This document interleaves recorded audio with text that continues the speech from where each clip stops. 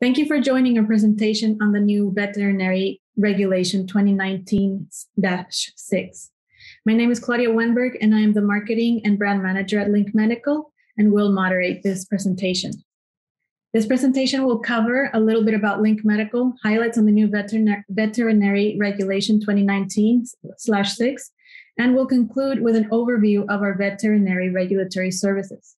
I'd like to also mention that we will have a live Q&A session on March 29, so make sure you register and join us then.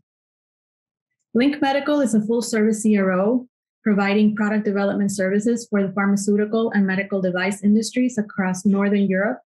We offer a well-integrated local presence in all Nordic countries, UK, and Germany. Reaching from early phase development to post-marketing, we have around 200 employees providing expert guidance across every aspect of a project, all from one source. It's important to note that we have one of the biggest full-service regulatory teams in the Nordics with about 50 specialists. And Link Medical handles over 6,500 regulatory projects per year, ranging from single tasks to large projects from small to big companies in Northern Europe. The Link advantage is how we excel and support our customers to move forward. We have all the right teams to support the key areas that move projects to the next step. We have a very strong team within regulatory, quality assurance, market access, and real-world evidence, which is quite unique for a CRO. We also have safety and medical monitoring, medical device, biometrics and advanced technologies, a clinical operations department, and early development. Because of our Scandinavian company culture, we're a very tightly integrated team with a huge network of resources for our customers. Today, I'm really proud to present my two colleagues, Marit Erling and Sarah Bradshaw.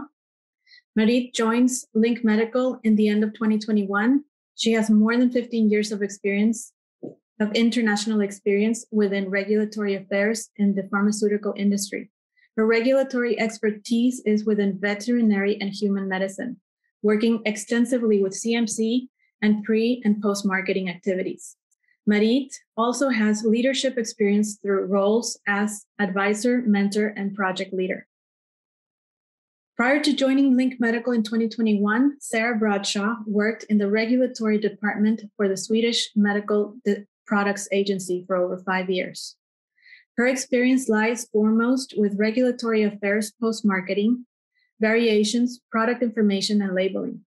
She was a Swedish representative for the CMDV Working Party on Veterinary Regulations and involved in the implementation of the VMP regulation variations, both nationally and in Europe.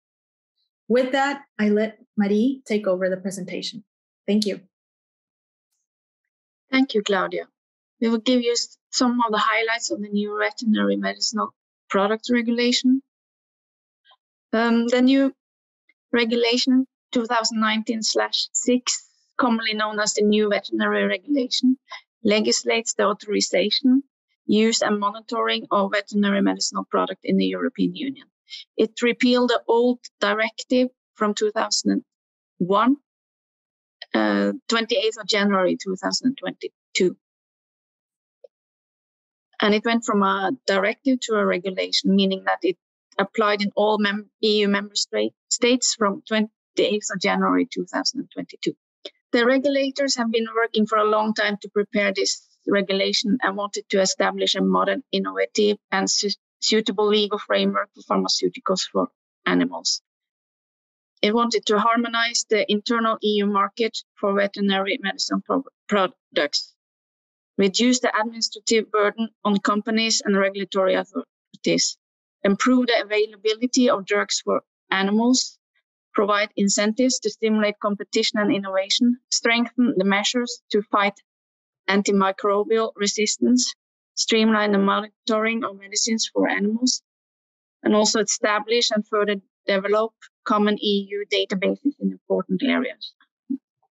I will just give a highlight of the changes to the MA applications.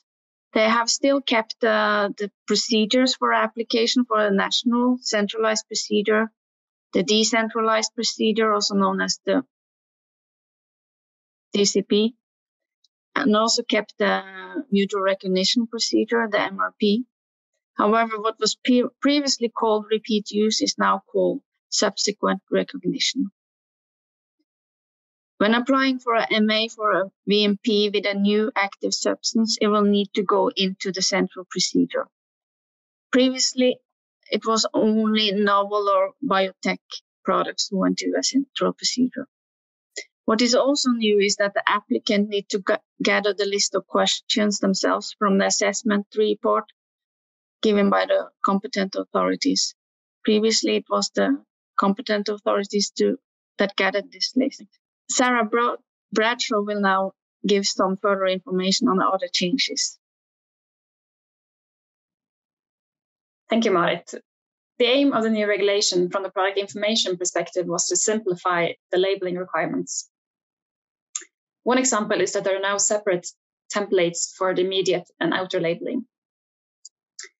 The new QRD template, version 9, reflects the requirements of the new regulation for this SPC and packaging. There is an annotated version, including explanatory text in the template. Marketing authorization holders have until the 29th of January 2027, so that's 5 years, to update the product information text. There is a new procedure for SPC harmonization. This is divided into 3 phases. First, there's a selection of products for the harmonization. National competent authorities and marketing authorization holders can annually propose reference products to be harmonized. And the CMDV will publish a final list annually.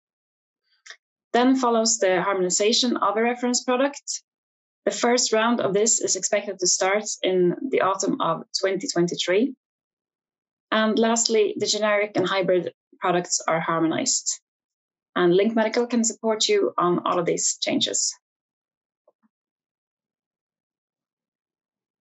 In the new regulation, there are 2 types of variations. There is variations not requiring assessment and those requiring assessment. The variations not requiring assessment are listed in the Commission implementing regulation, and that's all the previous type 1As and some of the type 1Bs. And the timelines for these variations are similar to that of the old type 1A's immediate notification. The variations requiring assessment are listed in the classification guidance and are most of the old type 1Bs and all the type 2 variations and extensions, which are now variations. Variations not requiring assessment cannot be combined with variations requiring assessment.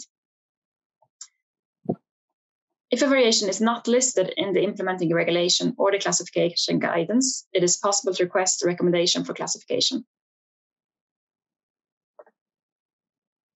So this is an overview of the variation classification compared to the old classification. So for example, a quality change was before listed in Chapter B of the classification guidance. Now a quality change that does not require assessment is listed in Chapter B of the implementing regulation, whereas a quality change requiring assessment is listed in Chapter F of the classification guidance.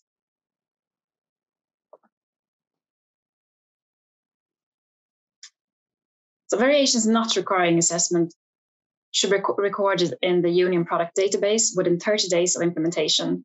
There's no CEST submission required. They need to fulfill all the requirements as listed in the implementing regulation for each variation. The variation will either be approved or rejected within 30 days, and the outcome is recorded in the UPD. These variations cannot be included in grouping or work sharing procedures. However, there is a possibility for technical grouping, the same variation for several products to one competent authority. The change of product name is now handled as a variation not requiring assessment. Before submission of these variations, a confirmation that the new name is acceptable is needed from the relevant competent authority or authorities, and after this, a national procedure for suggestion of name will follow.